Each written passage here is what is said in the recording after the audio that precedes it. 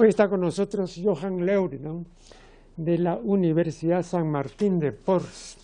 Es una figura ampliamente conocida que tiene muchos años entre nosotros, varias décadas según me ha dicho, y sencillamente le doy la más cordial bienvenida y vamos a conversar sobre un artículo publicado en la revista Cultura que se titula La ética de las virtudes.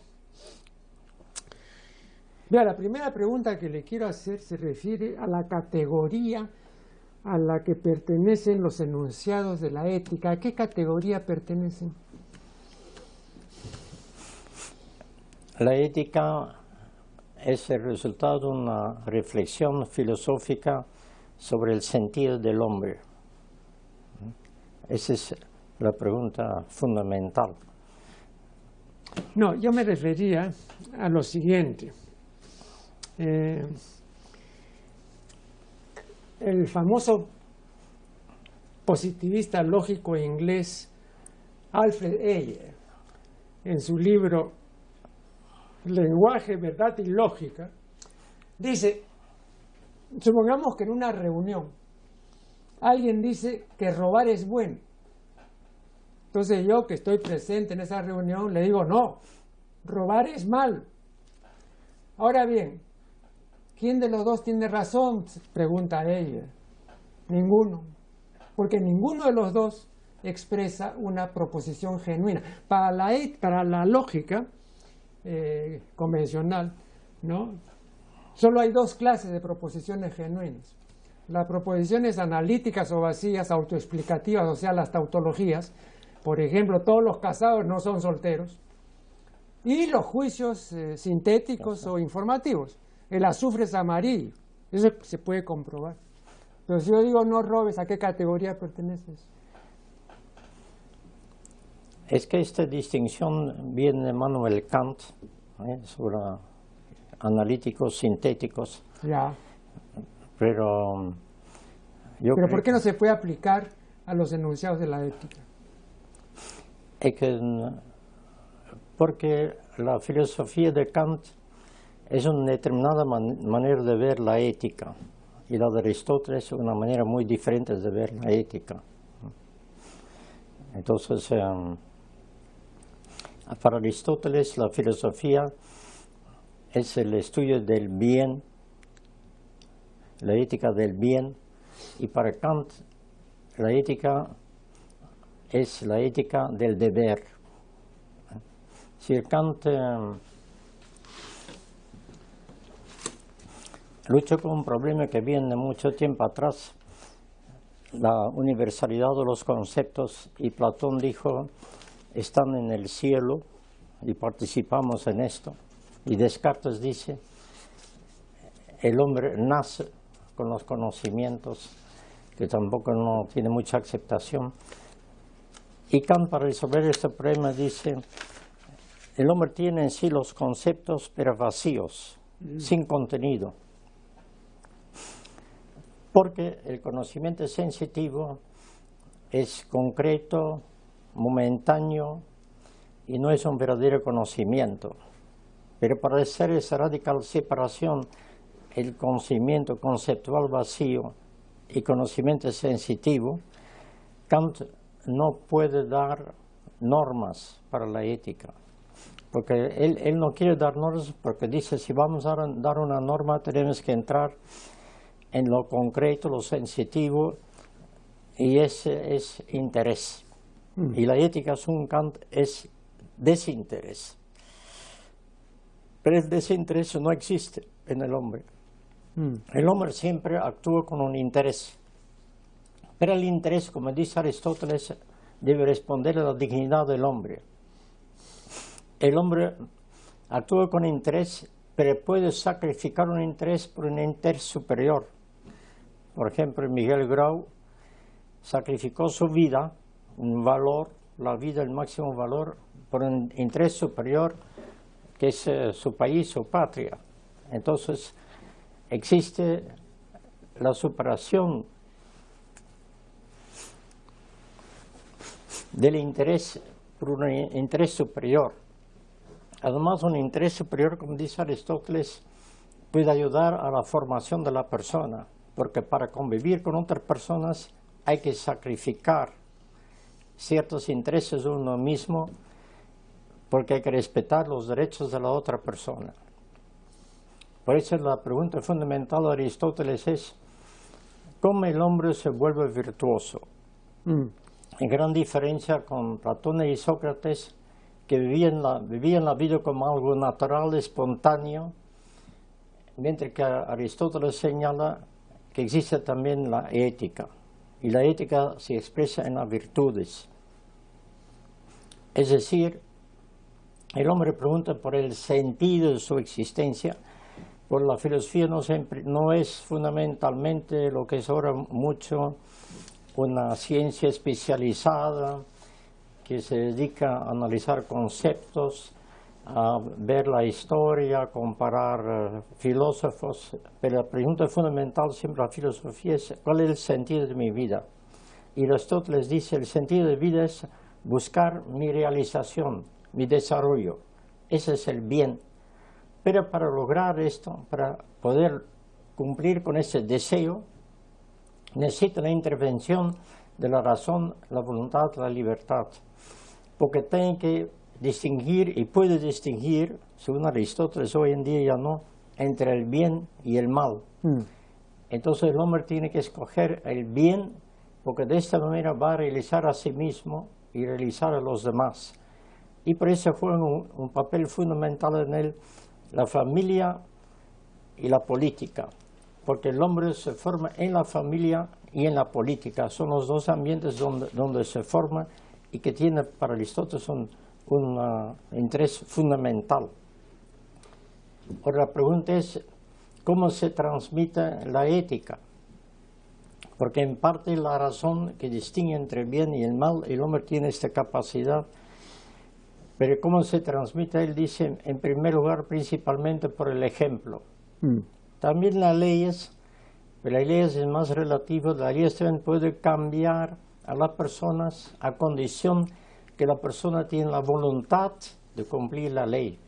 Por eso dice Aristóteles, lo primero en la ética es la voluntad para buscar el bien, lo que hoy en día tampoco no encontramos. Y buscando la voluntad del bien, uno va a recién formular algunas normas que son necesarias para poder realizarse.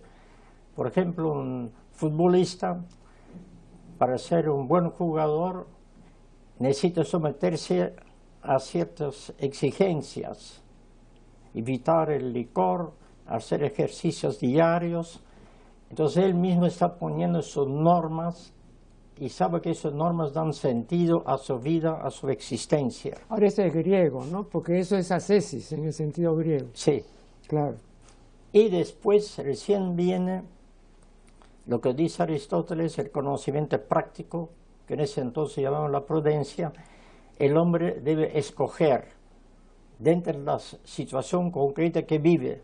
Por un lado están los valores o las virtudes que él ha descubierto en sí mismo, la justicia, la fortaleza, la templanza y muchos otros valores, pero por otro lado necesita una virtud intelectual, porque la virtud ética no es suficiente, la moral no es suficiente, necesita el conocimiento práctico, que es el conocimiento de la situación que uno vive, para ver cómo yo aplico en esa situación el valor.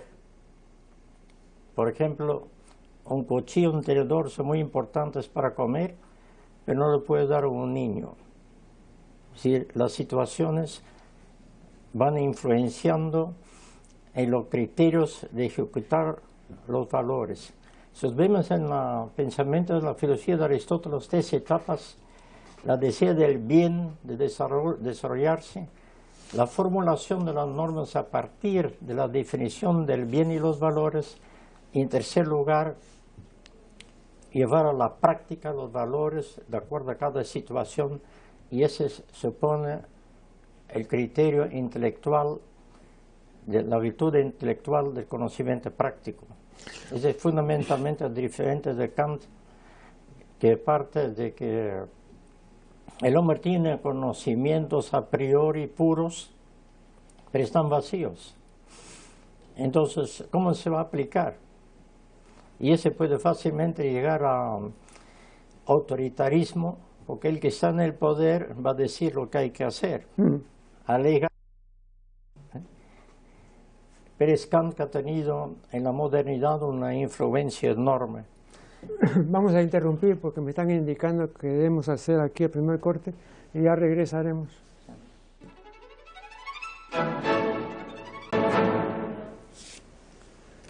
Estamos conversando con Johan Leuridan. En su trabajo usted dice, la ética no es una técnica, sino una reflexión filosófica que da a conocer el sentido principal de la vida. Bueno, una declaración como esta es perfectamente inteligible para un cristiano, por ejemplo. Pues en el cristiano y en el cristianismo, ¿no? hay efectivamente no solo un sentido, pero hay un sentido principal de la vida. Pero grandes pensadores, filósofos, escritores, etcétera, han manifestado en diferentes épocas que la vida no tiene sentido. Le voy a mencionar a tres. Jean-Paul Sartre, él decía que la vida es una pasión inútil. Albert Camus, el principal problema de la filosofía es el suicidio, ¿recuerda usted? En El hombre rebelde. Y Claude Lévi-Strauss, que dice, yo si por algo tengo simpatía en materia religiosa es por el budismo, porque el budismo, aunque no lo declare abiertamente, reconoce que la vida no tiene sentido. Pero yo voy más allá, dice Claude Lévi-Strauss, para mí no solamente la vida no tiene sentido, sino que nada tiene sentido. ¿Cuáles son sus comentarios? Sí, esos tres filósofos son del siglo XX, el siglo del ateísmo. Es decir, vemos de que... ¿Pero usted cree que el sentido de la vida depende de la creencia en Dios? En parte sí. Ah, en parte. Sí. Sí, después del sistema monárquico va a venir el gran cuestionamiento, principalmente por John Locke, el gran filósofo inglés, que va a ser el que, con él empieza toda la modernidad. Y posteriormente con sus seguidores, Voltaire, Rousseau, D'Alembert, Diderot, que van a ser al inicio de la Revolución Francesa. Es decir, el hombre, todos los hombres son iguales, no hay un rey encima de los demás. Y como todos somos iguales, todos somos autónomos, todos tenemos razón, y no solamente ese rey que sabe, que decide y que es el único propietario, todos los hombres pueden pensar, organizar y vivir como quieren, y empieza la época moderna, que tiene su gran fe, como dice Nietzsche, en la razón. Y piensan que van a lograr la felicidad del hombre por medio de la razón. Y hay una nueva organización de la sociedad, esa sociedad democrática. En segundo lugar, el gran desarrollo de las ciencias, que empieza en la modernidad y terminan en el siglo XIX ya con la aparición de la tecnología. Nietzsche, a finales del siglo XIX, comienza el siglo XIX, dice, mire, la modernidad ofreció la felicidad al hombre y no lo logró. Siguen las guerras, siguen los problemas, sigue el hambre, siguen los conflictos. En todos los niveles de la sociedad, la modernidad fracasó. Si antiguamente se cometió el error de creer en Dios, en la modernidad cometió el error de creer en la razón. En su época también está Sigmund Freud, que dice, aparte de la razón en el hombre está la subconsciencia, lo no consciente, que fue en el comportamiento del hombre a partir de una serie de experiencias positivas o negativas en la vida. Y está Carlos Marx, que dice, el desarrollo del hombre y la sociedad es a partir de la materia, la evolución de los medios de producción, de los modos de producción, van definiendo la vida de la sociedad. Vemos tres grandes que Paul Ricoeur los llama los filósofos de la sospecha, sospechan de la razón. Y Nietzsche dice, vamos entonces al siglo XX, a un siglo donde él define fundamentalmente, creo, todo el siglo XX, el siglo del individualismo. Como no hay razón, no podemos hablar de normas, porque es la razón que pone las normas. El hombre solo tiene instintos. Entonces, si hay solo instintos, no hay diferencia entre el bien y el mal. Nietzsche dice, todo es interpretación. Si a mí me roban 1000 soles, es un bien para mí y para el otro es un mal. Esa es mi interpretación y es su interpretación, pero no hay robo. Cada uno vive ese vida como quiere, como le parezca, y tratando de aprovechar y utilizar los demás para sí mismo. Es el siglo XX. Y este siglo tiene una enorme influencia por la ciencia que se ha traducido en la tecnología. El siglo XX es el siglo del gran desarrollo de la tecnología, dominado por las empresas transnacionales. Pero perdón, antes de este punto, yo quería dejar sentado lo siguiente, que nos han venido a decir los etólogos y los especialistas en teoría de la evolución, y que además es un hecho. El hombre es un animal jerárquico y territorial. Y eso ya por la misma evolución filogenética y, por supuesto, la propia evolución de cada cual, o sea, el desenvolvimiento ontogenético. Que no es un animal igualitario. Claro que puede llegar a serlo si se lo propone, pero no le nace. Al hombre le nacen solamente dos cosas naturales para él: someter, ¿sí?, o mandar, ¿no es cierto? El mando y la sumisión, eso sí es natural, pero sentirse iguales a los demás no es natural. Por eso la democracia nunca ha triunfado y nunca va a triunfar, porque es antinatural. Claro que uno puede decir, es como, el mismo Freud se pregunta, ¿qué cosa es el amor a la humanidad? El amor es un sentimiento jerárquico. Yo puedo amar a unas cuantas personas, a veces a una sola persona, pero no puedo amar a todo el mundo. Así como tampoco puedo odiar a todo el mundo, ¿no? Sí. A eso me refiero. Sí, eso es lo que vemos en el siglo XX, y los tres autores son la consecuencia del pensamiento de Kant. Como no se puede definir lo que es bien o mal, porque es algo concreto, momentáneo, lo que es fundamental en Kant es la voluntad del deber, la voluntad. Entonces todo se reduce a la voluntad, lo que se va a traducir en Nietzsche en la voluntad del poder, no del deber, del poder, el poder para mí, y finalmente en Sartre en la voluntad de la nada. Nada tiene sentido. Es lo que encontramos en el siglo XX. Vemos cómo se viene un camino filosófico a la negación de todo, y también las ciencias y la tecnología van a tener una enorme influencia en la mentalidad de nuestro siglo.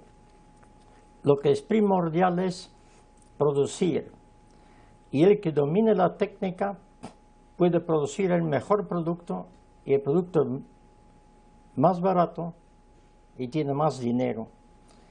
Entonces vemos que se da una mentalidad materialista a partir de la ciencia y la tecnología que van a dominar a la sociedad, como dice el gran filósofo Jürgen Habermas, que es ateo. Él dice, en la posmodernidad se ha cuestionado la razón, pero no la razón científica y tampoco la razón tecnológica, y su fuerza es tan grande que ya no sabemos cómo combatirla. Esta influencia de este pensamiento filosófico tecnológico que es materialista y que ha marginado completamente el pensamiento que pregunta por el sentido de las cosas, que es la filosofía. Para ellos eso es algo totalmente subjetivo, no tiene ninguna trascendencia, es algo de la vida privada de la persona. Entonces, estamos en esa situación problemática donde predomina una filosofía que ha reducido toda la vida privada del hombre, que lucha por el poder, y por otro lado la ciencia y la tecnología que dominan la sociedad y dirigen toda la vida del hombre hacia el dinero, hacia el poder. Hasta hoy en día muchos partidos políticos y gobiernos han perdido mucho poder porque es el dinero que manda en el mundo, la globalización. Entonces los gobiernos dependen de las inversiones. Estas inversiones vienen de los grandes poderes económicos. Vamos acá a hacer un nuevo corte porque se ha cumplido este segundo segmento. Ya volveremos. Estamos conversando con Johann Leuthita. El diccionario de la Academia, en su última edición, define como sigue el amor. Dice: sentimiento intenso del ser humano que, partiendo de su propia insuficiencia, necesita y busca el encuentro y unión con otro ser.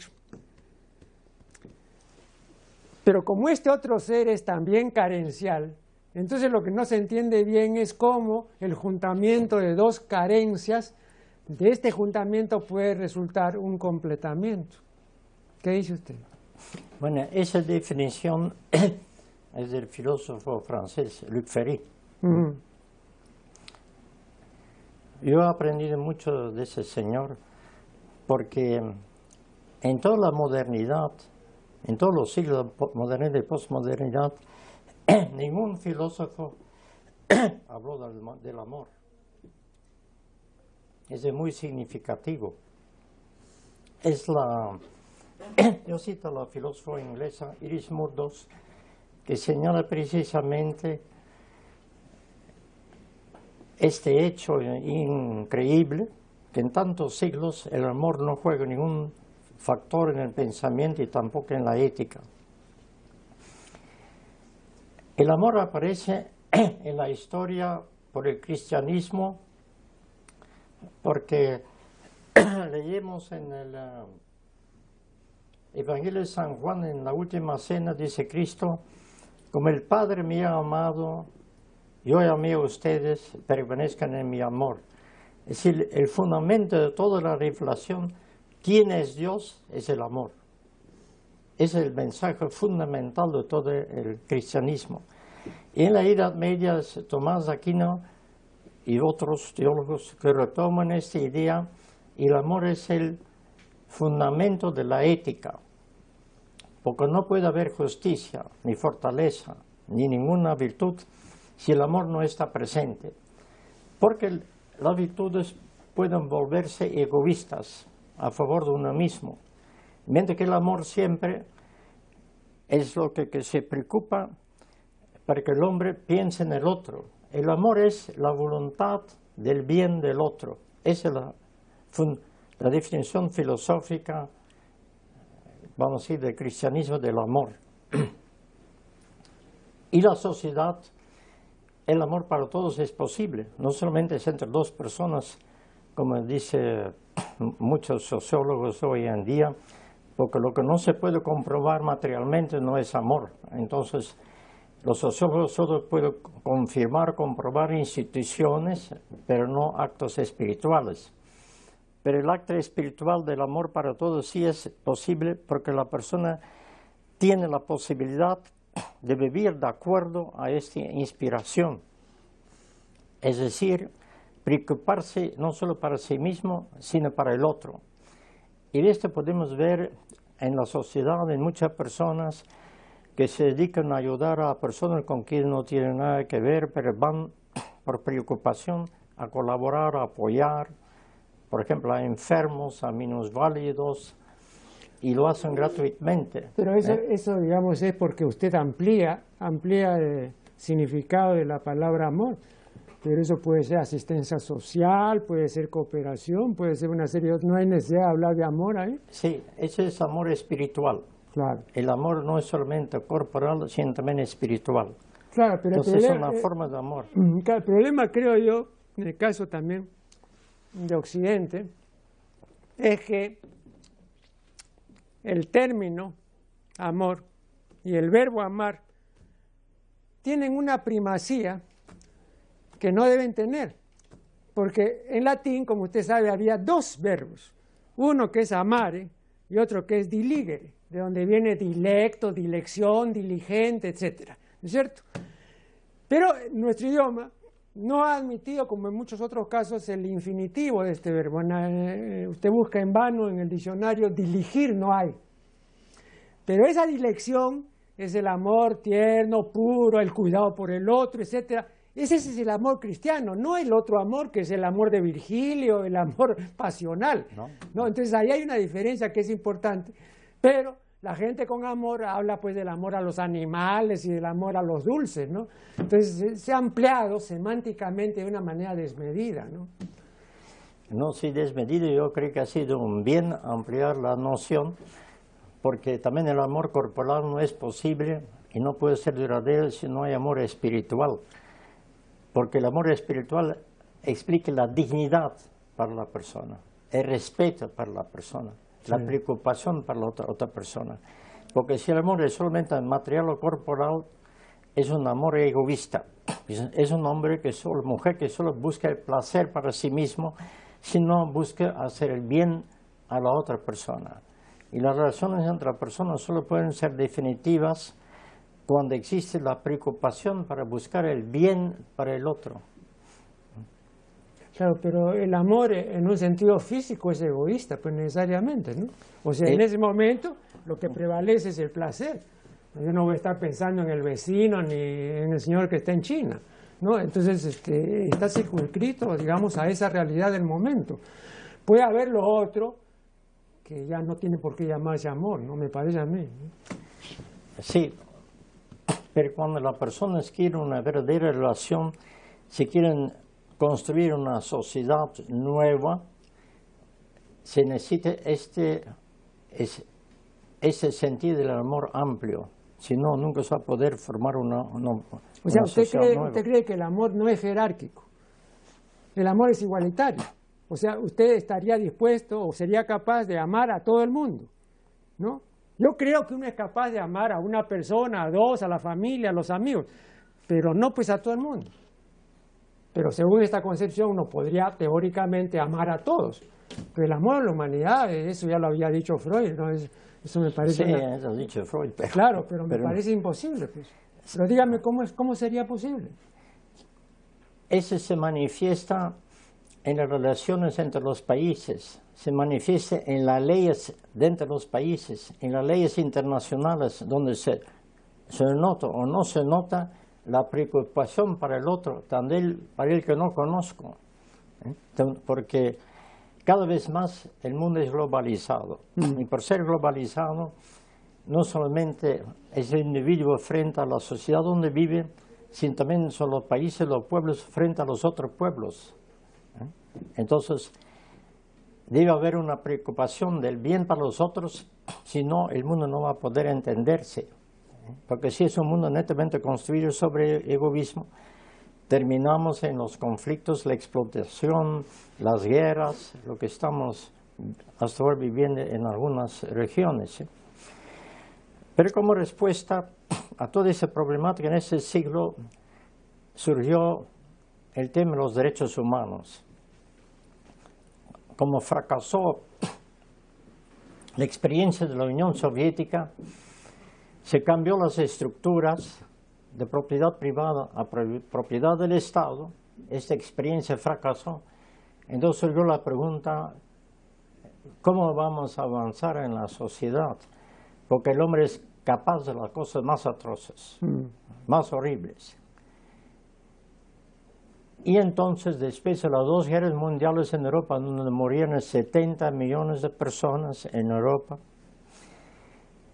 surgió la idea de retomar los derechos humanos de la Revolución Francesa. Hice la gran declaración de los derechos humanos, fue suscrito por muchos países con algunas observaciones.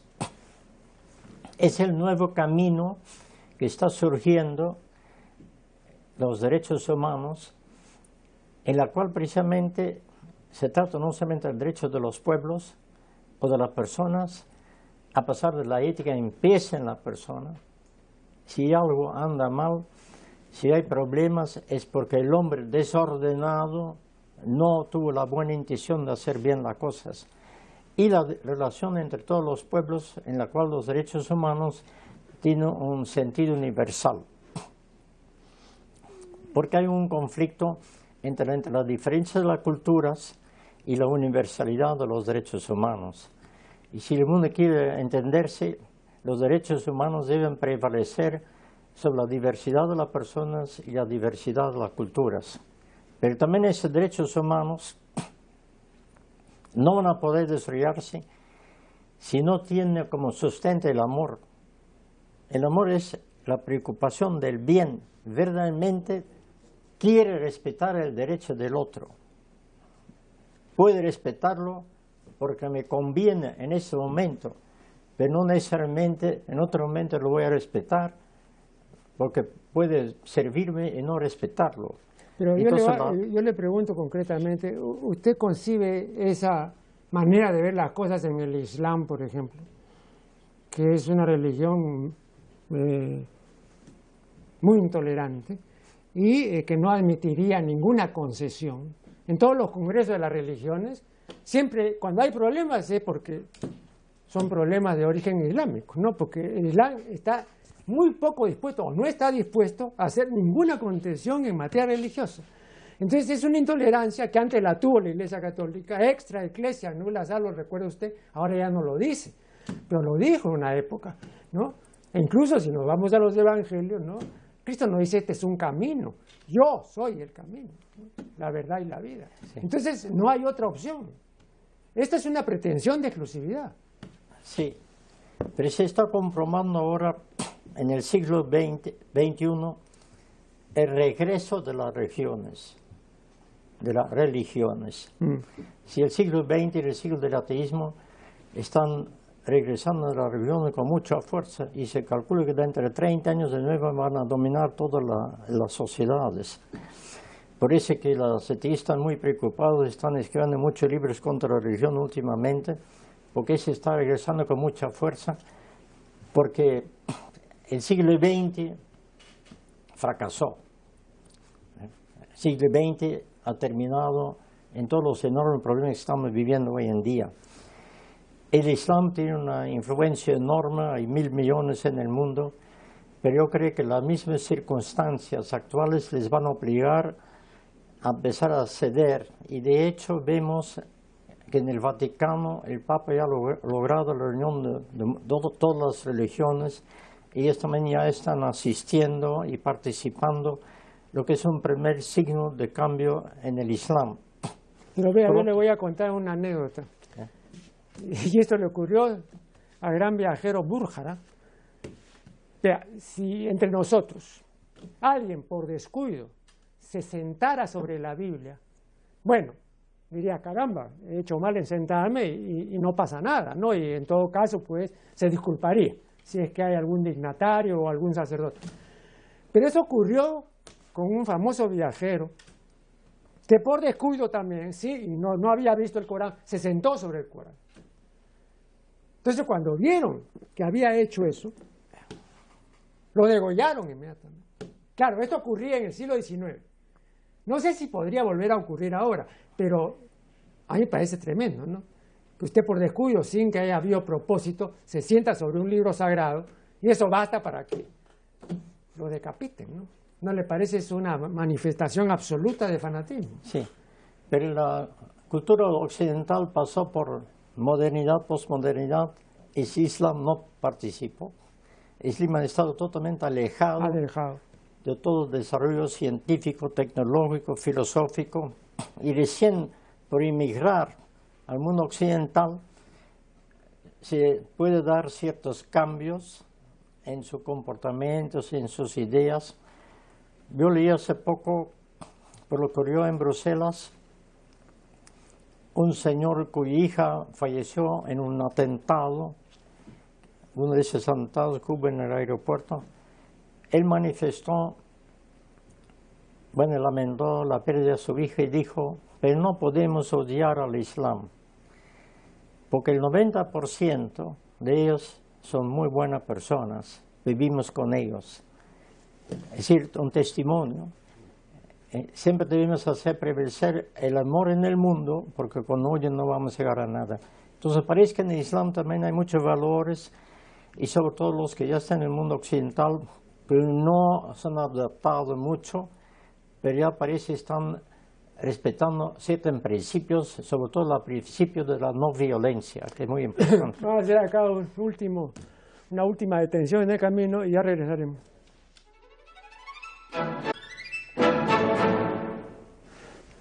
Bien, este es el último segmento de una conversación muy interesante con Johan Leurdam. Usted dice, lo extraño del discurso del amor es su aparición como un mandamiento. Tú amarás a Dios. ¿Cómo se puede obligar un sentimiento? Sí. En la última parte del artículo trato de esta interpretación de los evangelios. Ama a Dios, ama a ti mismo como al prójimo como a ti mismo. Entonces, el autor dice, el filósofo Paul Ricoeur, francés, protestante, que uno ama a Dios porque sabe que el amor de Dios es todo para él. Entonces el hombre obliga a sí mismo a amar a Dios. Porque el sentido de toda su vida está en Dios. El hombre no solamente ha sido creado para estar en este mundo, sino ha sido creado para una vida eterna con Dios. Y por lo tanto, si esta es la expresión de Dios que lo ha manifestado en la persona de Cristo que viene del mundo, el hombre obliga a sí mismo a amar a Dios. Lo primero que debemos hacer es amar en este mundo, amar a todos, pero principalmente amar a Dios. Porque también la fe en Dios tiene una influencia en la conciencia de la persona. Perdón, pero en realidad son dos mandamientos, uno principal y uno secundario, que están íntimamente vinculados, ¿no? Sí. Entonces tampoco se puede amar al prójimo como a uno mismo si primero uno no ama a Dios. Eso también hay que aclararlo. La gente cree, ¿no?, que simplemente es amar al prójimo como a uno. No, primero hay que amar a Dios. O sea, la dificultad es mayor. Es la revelación que ha precisamente manifestado Cristo, es Dios es amor. Y por eso he venido al mundo para mostrar al hombre que Él es amor, y amando a Él, y Él nos permite amar, podemos amar a los demás. Él lo manifestó en la última cena, lavando los pies de los apóstoles, Él que es el maestro. He dicho, les he dado un ejemplo. Y les he mostrado que yo soy el maestro, y lavado, que les he mostrado que lo principal en la vida es el amor, buscar el bien del otro. Ese es el sentido fundamental. Evidentemente, como usted dijo antes, el problema de la igualdad, todos somos iguales para Dios también, en cuanto a dignidad de persona, en cuanto a dignidad. Pero en la realidad no todos somos iguales. Uno es más inteligente que otro, uno es más fuerte, más débil. Uno tiene mucho talento, otro tiene menos talento. Hay una enorme diversidad entre las personas, pero en dignidad todos son iguales, en dignidad. También una persona totalmente disminuida en capacidad, con defectos físicos y todo, tiene la misma dignidad que una persona que tiene grandes talentos. Porque el fundamento del hombre es la igualdad. Pero esta igualdad precisamente supone que el hombre tiene el amor para la vida, para la sociedad, para el mundo y para todos.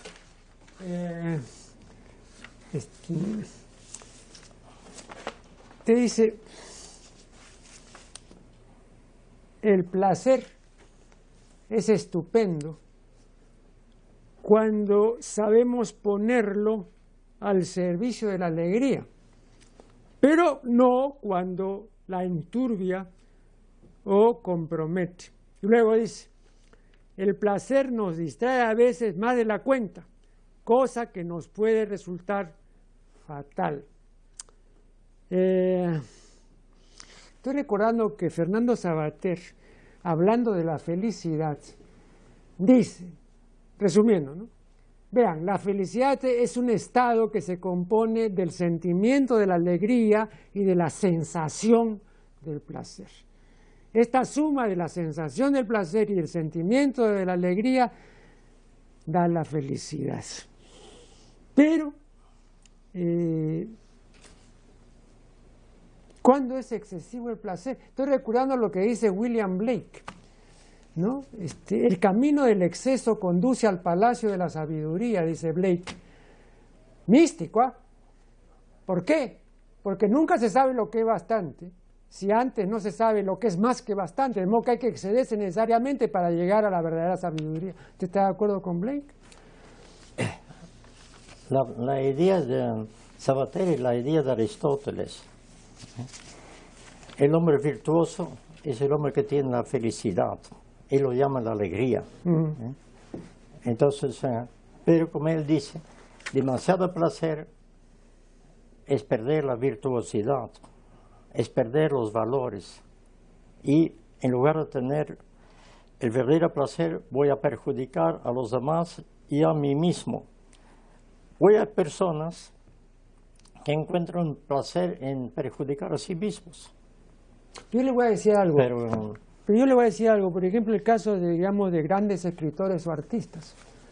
Cuando uno lee a Flaubert, y cuando uno lee las cartas interminables, que son como 4000 creo, él dice que en muchísimos casos le gusta hacer algo hasta llegar al máximo, ¿no? A los límites más extremos, ¿no?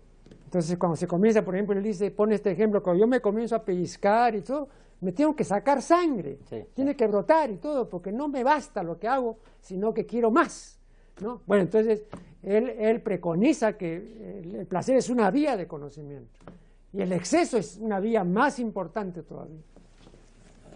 Bueno, eso depende de la interpretación. No es una vía de conocimiento, es una vía de dolor y de placer en el dolor. Claro. Y no, difícilmente lo podemos llamar que ese es un desarrollo para la persona humana si se está acuchillando o suicidando a sí mismo. Bueno, pero Santa Rosa, pues imagínese todos los suplicios a los que se sometía Santa Rosa. ¿A usted le parece mal? No, pero ella hizo para un fin superior y dentro de ciertos límites, no se suicidó. Pero el placer también es un fin superior. Pues. ¿Cómo? El placer también es un fin superior, ¿o usted considera que es inferior? Depende para qué es el placer y para qué es el no placer. Si es por razones egoístas o si es para hacer un bien. Es muy diferente. Pero, por ejemplo, ¿usted no cree que hay un placer en el comer? ¿Un placer en el comer? ¿Una satisfacción en el comer? ¿O usted lo llama de otra manera? Porque es cuestión de términos, ¿no? El cuerpo humano tiene placer y debe tener placer, por eso es cuerpo humano. Sí, pero ¿quién pone el límite? Bueno, uno mismo tiene que saber dónde está el límite, lo que le hace bien o le hace mal. Pero hay que saber distinguir entre el bien y el mal, pero como los filósofos actuales ya no saben la diferencia, por eso que el sociólogo Rolf Dahrendorf, alemán, vivió mucho tiempo en Inglaterra, también ateo, él dice, ¿qué vamos a hacer? Si matan a una mujer en el metro de Londres, cree que podemos decir que es un mal. Y si una persona va a ayudar a gente que está con la SIDA, podemos decir que es un bien, aunque los filósofos dirían que estamos equivocados. Pero estoy pensando en los ermitaños del desierto, estoy pensando en los místicos tibetanos, y estoy pensando en toda la, ¿no? La corriente mística muy importante en el cristianismo, ¿no es cierto? Una Santa Teresa, por ejemplo, que han llegado a excesos. definitivamente. Pero eso no les ha restado santidad. ¿Cómo explica usted eso? La gente en el cristianismo, en primer lugar, ve a Dios como el bien supremo y siempre trata de servir a Dios, que es el bien supremo, en todas sus actividades, ¿no? Y actuar siempre sacrificándose al servicio de los demás y de Dios. Entonces, esas monjas que se retiran en silencio es para manifestar su predilección, su preferencia, la prioridad que tiene Dios en su vida. No necesariamente hacen un daño a sí mismo. Una vida austera no es un daño material, al contrario, creo que una vida austera hace mucho bien a la salud. Creo que los que comen demasiado son los que más dañan a su salud. Claro, pero yo cuando me estoy refiriendo a los místicos, a los iluminados, me estoy refiriendo a personas que no eran ejemplo de salud, pues, ¿no? Eran personas alteradas, eran personas que se sometían a una serie de sacrificios y a una serie de vejámenes que ellos mismos se hacían por Dios. O sea, no es que les pegaban ni los acuchillaban, sino que ellos mismos sufrían por la divinidad. Entonces usted no puede decir que eso estaba mal, para ellos eso era un bien. Hacía un sacrificio a sí mismo para poder controlar mejor a sí mismo y poder servir mejor a Dios. Esa era la idea. Pero si hay excesos, ya son otros problemas diferentes al cristianismo. El cristianismo no comparte una persona que se está haciendo daño a su propio cuerpo así por sí. Pero cuando murió Santa Teresa, y esto me lo comunicaba un especialista que es Ramón Mujica Pinilla, ¿no? Que la gente quería apropiarse del cuerpo y le comenzaron a cortar los dedos y todo, como reliquias, ¿no? O sea, para ellos eso era el milagro, el cuerpo, que es lo perecible, ¿no? Entonces, repito, usted podrá decir que es superstición y todo, pero ocurrió acá igual con nuestros iluminados, ¿no? Sí, pero esas son expresiones populares que ocurren y que no necesariamente tienen que ver algo con el cristianismo, sino son expresión de un pueblo que admiraba, veneraba a estas personas, ¿eh? Y pueden ser desviaciones, no es normal cortar un cuerpo y... Bueno, pero para los fieles era normal. Sí. Muchísimas gracias a nuestro distinguido invitado por su valiosa colaboración en este programa, y con ustedes será hasta el programa siguiente.